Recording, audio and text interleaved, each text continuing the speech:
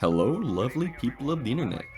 I am DargonEvo, and today we are reviewing the Godzilla Destroy All Monsters Round 2 set by Mezco Toys. Now, it doesn't say it on the front of the box. I'll spin it around here in a second and we can take a look at everything that's included, including this lovely bag of accessories. We have 5 points of articulation if we bring it closer. They like the brag about that right here. In the lower right corner of the box, we have a lovely little Anguirus with a Godzilla logo. Now, as we flip the box back around, we can see all that's included in this lovely set. We have Gorosaurus, the king of the dinosaurs. Yeah, I really said that. We have Showa era King Ghidorah, and along with everyone's favorite little monster, Manila. Ooh, and we got the lovely she-beast known as Baragon. Or I could be wrong, he could be a dude, but I'm pretty sure Baragon is a woman. At least the suit actor is. Now we have a plethora of little accessories with Manila here and Baragon here, as we'll go over. I think I have the beam effects in Ghidorah as we speak. And let's get right into the figures.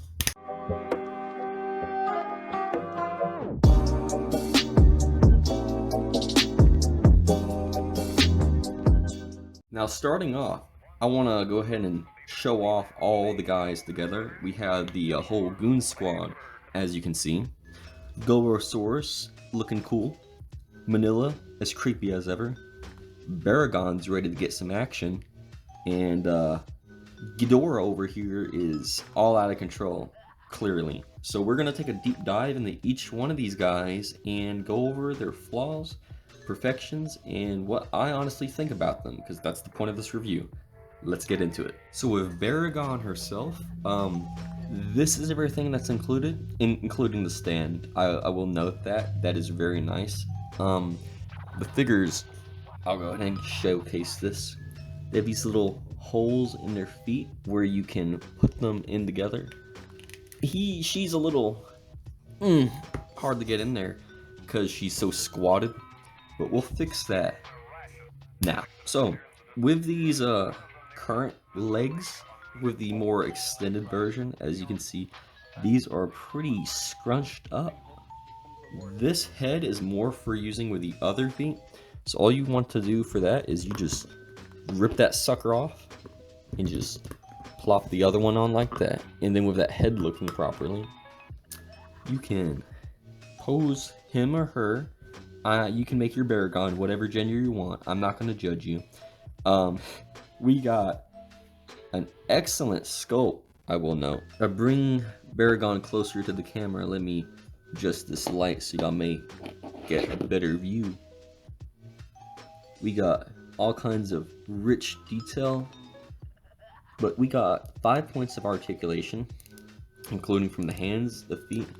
They go all the way around as you would expect. The legs can pop off, but like throwing her into a pose like this, she looks really nice, but I always put her in a squatted pose on my shelf. Going over the flaws and the pros and not being able to find a whole lot, I think we should move on to the next one. So, moving forward, we have Gorosaurus. He too has a very nice little stand with the same peg and foot functionality. Get in there. There we go. I'm very pleased with Gorosaurus. He looks so much better in person, but he's got a really rich green dark coat that has a lighter coat sprayed down his spine. I guess you'd say like his fins, whatever he has. You know, Godzilla's got actual fins, but he's got these spikes. I know he likes that. He's a good boy. Moving forward, we have a very nice sculpt. We can get a good look at all the paint underneath his stomach. It's so dark, it's hard to get to show up. You can see a little bit of that brown mixed in there with that green. It's a really high quality blend. I was disappointed to find out that the tail didn't move. I thought it could get a little bit of swivel action like some of the movie monster series. On this figure, you have full leg well, I want to say full. Oh, no, it goes all the way around, despite not having any accessories. He's quite posable, and he can even stand by himself if you wish to ditch the stand. His head doesn't come off, but he's got quite a bit of posability. He can wave at you. Hello there. Same thing with this arm. It's very nice and roary. Bro is gonna tear someone up with that, man. But that's about all there is to Godzillasaurus. Very nice sculpt, very nice paint. Not any flaws in the paint like some of the SH Monster Arts figures, which I do have one I will plan to review in the future. May the collection be blessed and grow, though he gets a solid thumbs up in my opinion. Godzillasaurus for the win. Now continuing with the review, we have Manila.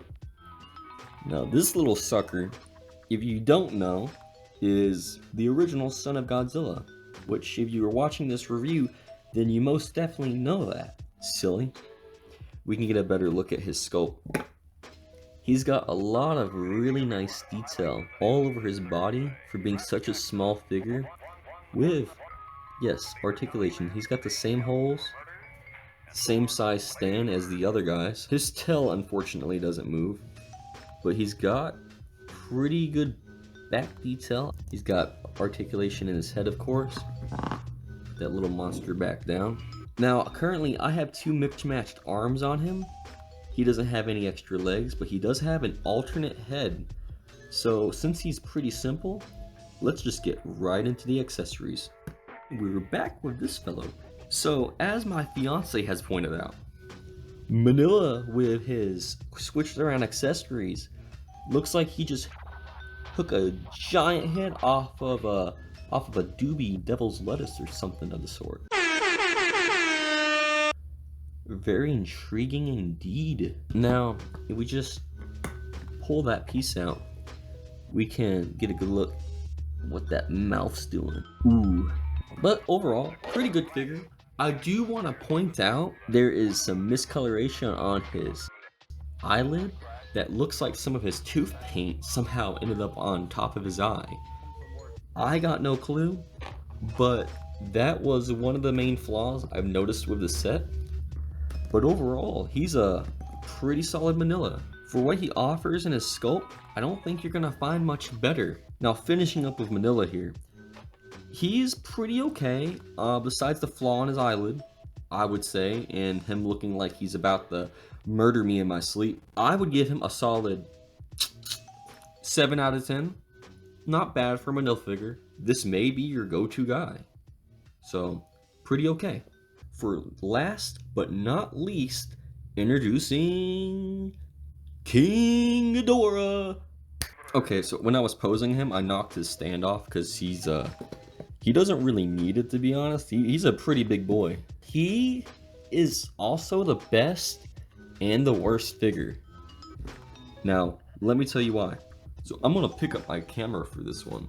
So when we come up onto his head, we will see that he has his sculpt. He actually has a really lovely sculpt if we can get the focus. All of his heads have it. Now, if you've noticed it, without me pointing out, congratulations, you deserve a cookie. That pointy piece right on that middle horn crest was broke in the box on his left head. Yeah, I know, kind of disappointing. You don't really quite notice it. And I'm gonna back off with my shaky camera work. Now, if we bring him closer, he's got a very lovely sculpt. These wings just slot in. They come detached from the box. They just kind of go into his back like Doc Ock, something like that. His tail has no articulation. They just kind of clamp in there. You can pull them off if you need to for storage, but they have some nice scope on them as well. Besides the broke crest on the head, I really don't have any complaints for King Ghidorah. He's pretty solid. Besides his neck, like he can swivel. Like you can change him around a little bit. That's about as much as you're gonna get out of him. You know, you can pick his feet up like he's gonna. As I was picking him up, I noticed some of his paint actually chipped off onto the stand from, I could only assume from his claws, toenails, his toey nails. I don't see any paint chipping off of them, but just a heads up that the paint may be kind of soft on these. He does look very swagalicious, if I do say so. That gloss and shimmer of the wings, ooh, it just hits right. I will do a quick size comparison at the end of this video, so let's get right into the accessories. So starting off, we get these swagalicious gravity beams that are just held in. As I was saying, he's got these gravity beams that are just held into his mouth by just a little hole and peg. Be careful not to break these. They don't feel super brittle. There's always that risk, so buyer beware. These do look very excellent, especially under the light. As I will rotate him, y'all can get a good look at these. The paint and overall sculpt all fits well, you know. Sometimes things are inconsistent. Besides the paint on his eye and the broke horn up on his head, this is a solid kit. $80 worth? That's for you to decide. If you're looking for miniature figurine style display pieces, then these may be your go-to because they take up very little space considering, and you get a pretty high quality product. I rate this box set itself an 8 out of 10. Okay, I have them all posed up real quick, all nice and pretty, and we're going to compare them against a bunch of random figures for a quick size and scale comparison, so y'all can get a good idea. To make this size comparison as fair as possible, I did y'all the pleasure of removing their stands so y'all can get an accurate depth of their height.